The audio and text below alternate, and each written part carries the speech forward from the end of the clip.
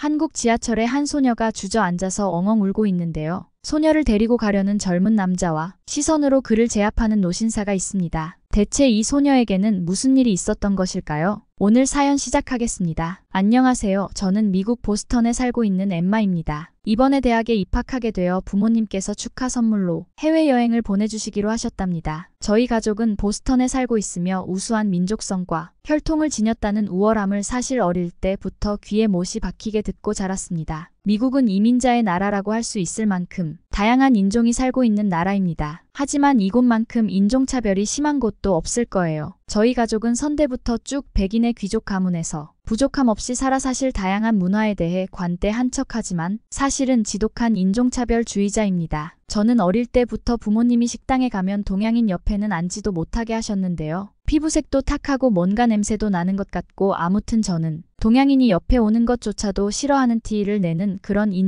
인종차별주의자였어요. 입학까지 정말 어려운 점이 많았어요. 부모님의 노력의 결과물이라고도 할 수 있어요. 사실 저는 공부를 그리 잘하는 편이 아니거든요. 저희 가문에서 누구나 다 자랑스러워하는 에블린이라는 사촌 언니가 있는데요. 이 언니는 정말 외모도 미스 유니버스에 나가야 한다는 말을 들을 정도로 예쁜데다가 하버드 의과대학에 재학 중인 대단한 수재거든요. 거기에 비하면 저는 정말 발끝도 따라가기 어려운데요. 에블린은 정말 앞길이 창창한 그런 사람으로 모두들 자랑스러워하는데 그런 사촌 언니가 갑자기 동양의 작은 나라에서 온 한국 남자와 결혼을 하겠다고 폭탄 선언을 했어요. 더군다나 우리 가문에 동양 남자라니 말도 안 되는 일이었죠. 그런데 결국 에블린은 모두에게 연락을 끊고 결국 그 남자와 한국으로 가더라고요. 아마도 절대로 집안에서 허락하지 않을 거라고 생각한 것 같아요. 하버드 의과대학 졸업한 수재가 이게 말이 되나요? 그렇게 에블린은 한국으로 갔고 저는 부모님을 실망시킬 수 없어 열심히 공부했어요. 저희 부모님은 에블린을 봐서인지 절대로 저에게 연애를 해도 백인이 아니면 안 된다고 항상 주입을 시키셨어요. 그렇게 한동안 저희 가족에게 잊혀졌던 에블린의 SNS를 우연히 보게 되었는데 정말 행복해 보였어요. 여태까지 볼 수 없던 정말 편안한 얼굴이었죠. 그 조그만 나라에서 이렇게 행복하게 지내는 에블린의 모습이 부럽더라고요. 보면 볼수록 에블린과 결혼한 한국 남자도 점점 잘생긴 것 같아 보이고 에블린은 서울이라는 한국의 수도에 살고 있다고 했는데 이곳은 전혀 작은 나라처럼 보이지 않았거든요. 마치 싱가포르나 홍콩 정도 되는 그런 화려함이 있는 거예요. 그때부터 미친 듯이 한국이 궁금해지더라고요. 그리고 언니의 남편이라는 사람은 정말 언니를 너무 사랑하는 듯이 보였어요. 사랑한다는 것보다 귀하게 여겨준다는 느낌이랄까요? 전 얼마 전 남자친구랑 헤어져서 그런지 그런 모습에 살짝 감동이 오더라고요. 제 전남친은 바람둥이였거든요. 그렇게 언니의 SNS를 보다가 너무 궁금해서 연락을 했어요. 어떻게 지내는지 궁금하다고요. 에블린은 제가 대학에 입학했다는 것을 축하해주면서 입학 전 시간 많을 때 한국에 놀러 오라고 하는 거예요. 근데 전 아마도 식구들이 한국에 가는 것을 허락해주지 않을 거라고 했더니 에블린은 이제 너도 성인이 되었으니 너의 인생을 주도적으로 살라고 하며 한국에 오게 되면 연락하라고 하더라고요.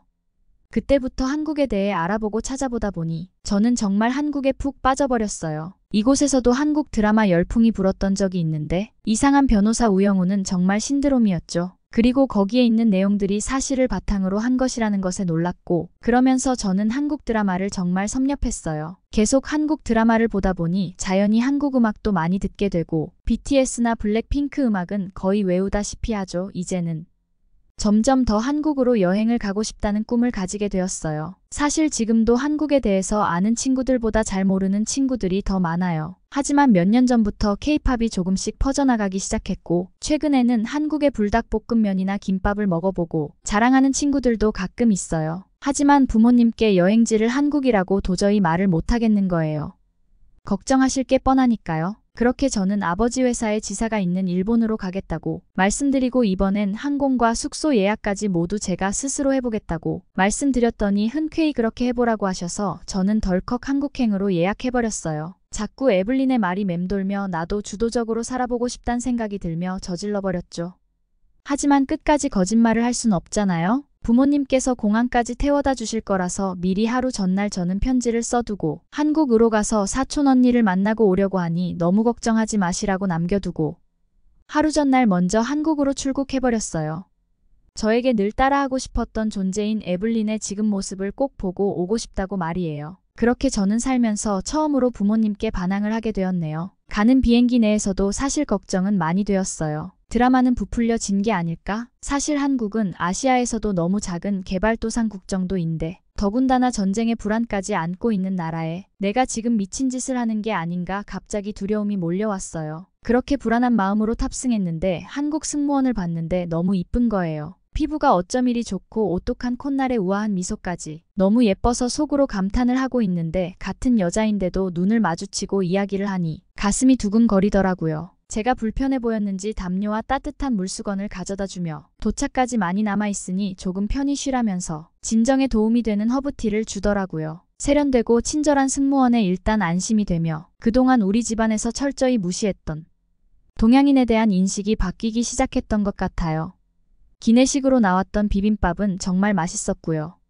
밥에 여러 가지 야채가 가득했는데 고소하고 맛있었지만 기대했던 것보다는 별로라고 생각이 들었어요. 제가 밥과 야채를 같이 먹고 있는데 승무원이 오시더니 고추장을 넣고 참기름을 넣어서 비벼서 먹는 거라고 알려주시더라고요. 약간 맵긴 했는데 너무 신선하고 고소한 맛이 왜 비빔밥이 한국에서 유명한 음식인지 알게 되었어요. 여러 음식을 다 섞어서 먹는 게 이렇게 잘 어울릴지 상상도 못할 정도로 놀라운 맛이었죠. 드디어 인천공항에 도착했는데 인천공항은 제가 상상했던 것 이상으로 너무 멋있었어요. 인천공항이 전 세계 항공사 2위의 깨끗한 공항이라고 들었지만 실제로 보니 공항 전체가 반짝반짝 빛이 날 정도였어요. 거기에 입국 심사도 정말 빨라서 다 끝난 건지 어안이 벙벙할 정도였죠. 입국 심사를 마친 후 공항의 화장실에 들어갔는데 화장실도 정말 깨끗해서 공중 화장실이 아닌 것만 같았어요. 심지어 공항 안에 식당과 카페 볼거리들도 너무 많아서 하루 종일 공항 구경만 해도 재밌을 것 같아 보였죠. 신기한 마음에 공항 사진을 찍으면서 둘러보는데 전통 한복을 차려입고 왕가의 산책이라는 공연을 하고 있었어요. 조선시대의 왕과 왕비의 모습을 재현했다고 하는데 정말 우아하고 멋있더라고요. 전통 국악 공연까지 있는데 여태까지 가본 공항 중에서 저는 단연 인천공항이 제일 좋다라는 생각을 하게 되었어요. 단지 공항의 시설이 좋은 것을 떠나 이런 전통적인 모습까지 구현하여 자연스럽게 어우러지게 하다니 이 모습이 정말 아름답고 감동적이었어요. 한복을 이렇게 실제로 보다니 이런 공연을 입국장에서 하니 정말 한국에 왔구나라는 생각이 들어 신이 나서 사진도 찍었답니다. 한국은 공항에서 공연을 할 정도로 대단한 문화를 가진 나라라고 생각하게 되었죠. 공항에서만 너무 설레고 즐거워서 1시간 넘게 공항을 돌아다니다가 예약한 숙소로 가기 위해 교통편을 확인했어요. 한국은 교통이 편리하고 안전해서 오는데 문제가 없을 거라고 하더라고요. 어두워지기 전에 숙소로 가야겠다는 생각에 안내데스크에 가서 숙소로 가는 지하철 교통편을 물어봤어요. 친절하게 영어로 알려주시더라고요. 사실 짐이 많아서 택시를 타고 갈까 계속 고민했지만 한국은 지하철이 미국과 다르게 안전하고 깨끗한 것을 드라마에서 봤기 때문에 진짜 드라마랑 똑같은지 너무 궁금했고 고민 끝에 저는 지하철을 타고 숙소로 가기로 결정했어요. 지하철을 타러 갔는데 역시 제가 드라마 속에서 본 게 맞았어요. 한국 지하철은 TV에서 본 그대로 최첨단이었어요. 깔끔한 데다 심지어 좋은 냄새까지 났어요. 지하철을 타고 있는 한국 사람들도 다들 깨끗하고 반짝반짝 빛이 나는 것 같았어요. 마침 지하철에 탔는데 핑크색으로 된 예쁜 좌석이 있어 거기에 앉아서 창밖을 바라보며 가고 있는데 바닥에 보니 안내문에 임산부를 위한 자리라고 쓰여 있는 거예요. 이게 뭔가 싶어 주변을 둘러보니 모두들 핑크색 의자를 비워두었더라고요. 저는 좀 혼란스러웠지만 나도 비워둬야겠다 싶어 일어났어요. 찾아보니 한국은 교통약자를 위한 노약자 좌석과 임산부를 위한 자리를 평범한 젊은이들이 배려해주는 문화가 있는 곳이더라고요. 이러한 배려심에 정말 감동스러움이 느껴졌어요. 사실 지하철에서 서서 가는데 저는 불편함은 없지만 앉고 싶은 마음은 당연한 거잖아요. 어쩜 한국 사람들은 이런 배려가 당연한 것일까요? 미국엔 이런 문화 자체가 없거든요. 미국 지하철은 노숙자가 많고 화장실이 없어서 지하철에서 소변 보는 사람들이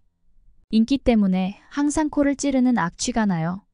대낮에도 술 취한 사람들이 많고 커다란 바퀴벌레도 다녀서 미국에서는 정말 특별한 경우를 제외하고는 지하철을 타지 않았어요. 한국 지하철은 미국이랑 다르게 너무 깨끗하고 조용하고 술 취한 사람이나 노숙자도 없어 보였죠. 제가 상상했던 모습보다 더 멋져서 앞으로 여행에 대한 기대감이 넘쳤고 한국으로 여행을 온 게 제 인생에서 가장 잘한 일이라고 생각했죠. 제가 예약한 숙소는 명동의 남산타워가 보이는 곳에 작은 한옥 주택이었습니다. 어쩜 이렇게 고층 건물과 한옥이 어우러진 공간인지 볼수록 감탄이 나왔어요. 난장이 가살 것 같은 작고 알록달록한 간판이 있는 구불구불 좁은 길이 나오는데 바로 앞엔 현대적인 높은 고층 빌딩까지. 이런 신기한 모습에 감탄이 나왔어요. 현대의 고층 빌딩 사이에 이렇게 아름다운 전통 건물이 있을 수 있다는 것도 신기했지만 돌과 나무로 만들어진 듯한 한옥이 모습은 제가 지금까지 살면서 느껴보지 못한 감동을 주었죠. 방금 전까지 고층 건물 사이에 있었는데 숙소에 도착을 하자마자 느낀 점은 타임머신을 타고 도시에서 과거로 이동한 것만 같았어요. 한국이 예전에는 이런 아름다운 건물로 가득했을 것이라는 생각에 예전에 한국의 한옥이 가득한 모습을 상상하기도 했어요. 고층 빌딩 가득한 한국도 멋있지만 한옥이 가득한 한국을 상상해보니 한옥 가득한 한국의 모습이 더 멋질 것이라고 생각을 하기도 했죠. 제가 예약한 숙소는 도착해서 보니 깔끔한 인테리어의 남산타워가 보이는 아주 전망이 좋은 아늑한 곳이었어요. 제가 이곳 사진을 SNS에 연속해서 공항부터 쭉 올리고 있었나 봐요. 생각해보니 도시 전체에서 어느 곳을 가도 인터넷이 잘 안 되는 곳을 본 적이 없네요.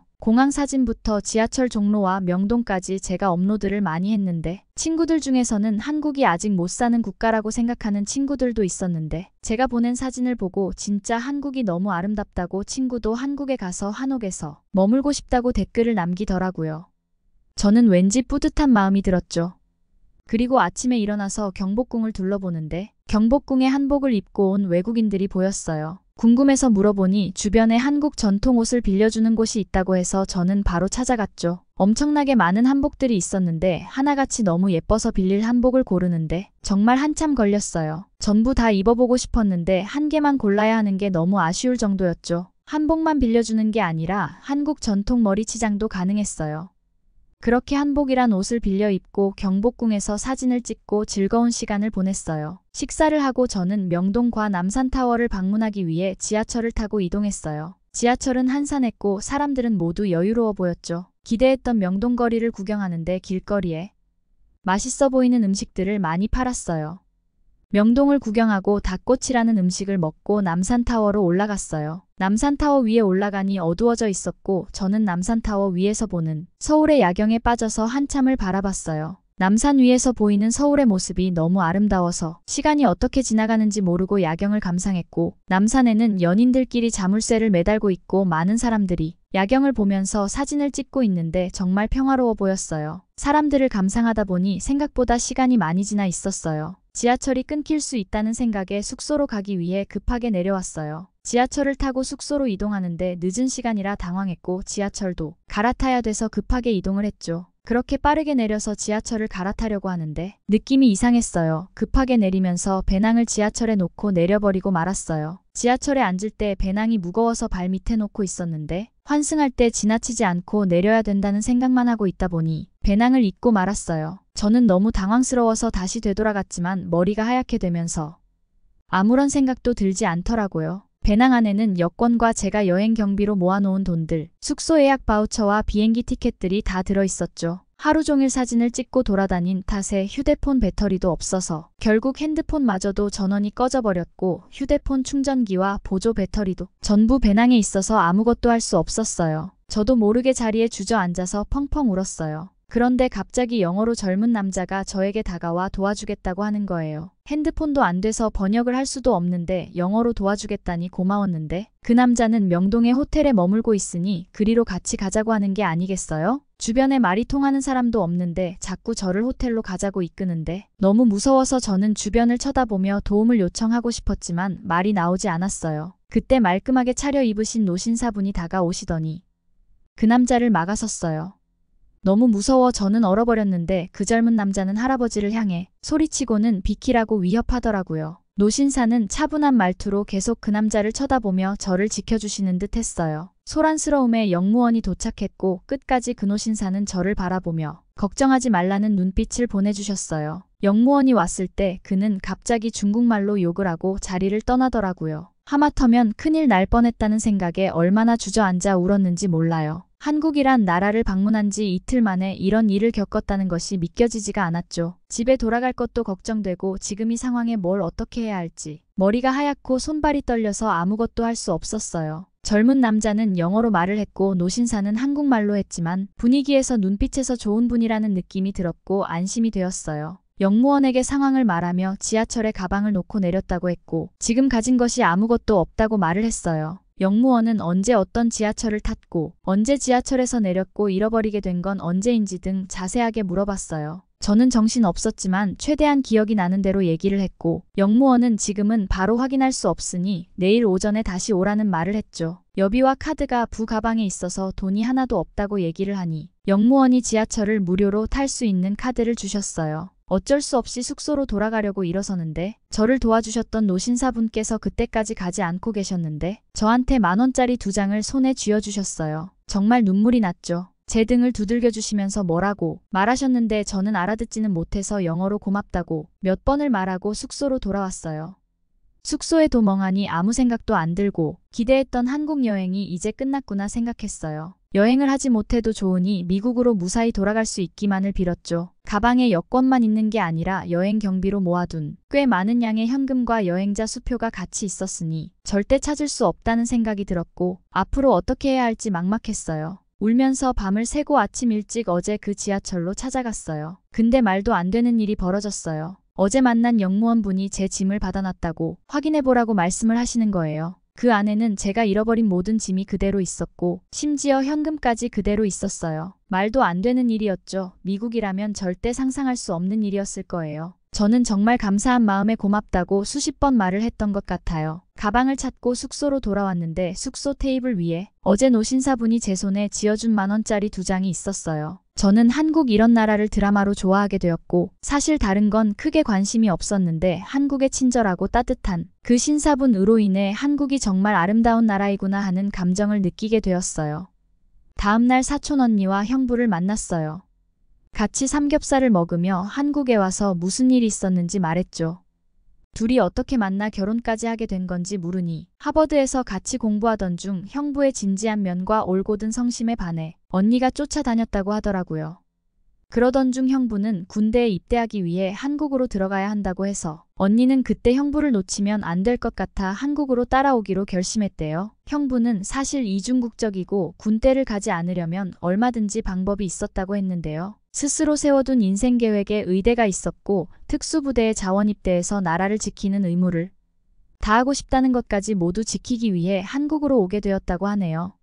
언니는 이런 형부라면 한 번도 가본 적 없는 한국이라도 같이 갈 수 있겠다는 믿음이 생겼대요. 이야기를 들어보니 저도 너무 멋있게 보이더라고요. 그렇게 형부는 자원 입대했고 언니는 교환학생으로 그동안 남은 학과를 마칠 수 있었다고 해요. 2년이 그렇게 지났고 둘은 이번 가을 결혼을 한다고 합니다. 식사 도중에도 항상 언니에게 눈을 떼지 않고 고기를 잘라주고 접시에 놔주고 언니가 불편한 게 없는지 항상 눈이 언니만을 향해 있었어요. 제가 드라마에서 봤던 그런 자상한 한국 남자를 실제로 눈앞에서 본 것 같았어요. 언니와 형부랑 서울에 관광도 하고 언니 집에서 같이 그동안 못한 이야기도 나누고 벌써 미국으로 돌아가야 할 시간이 왔죠. 한국은 제가 생각한 것 이상으로 아름답고 따뜻한 나라였어요. 여행을 마치고 미국으로 돌아왔고 제 놀라운 경험을 주변 사람들한테 얘기하고 다녔는데 이제 제 주변 사람들은 다들 한국은 믿을 수 없을 정도로 안전한 나라라고 얘기해요. 저는 일상으로 되돌아갔지만 한국을 생각하면 지금은 한국 드라마나 케이팝이 아닌 그때 저를 토닥여 주시면서 제 손에 돈을 쥐어주셨던 노신사분의 미소가 기억에 남아있어요. 제가 울고 있을 때 대화도 통하지 않도록 위로해 주시고 도와주셔서 정말 감사했습니다. 덕분에 한국이라는 나라를 평생 잊지 못할 아름답고 친절한 나라로 기억할 수 있었습니다. 정말 감사합니다. 오늘 사연은 미국의 대학생이 된 엠마의 사연입니다. 한국에 대해 이렇게 좋은 추억을 안고 갈 수 있었던 게 정말 다행이네요. 한국의 지하철이나 공항에서 정말 많은 외국인들이 놀란다고 하네요.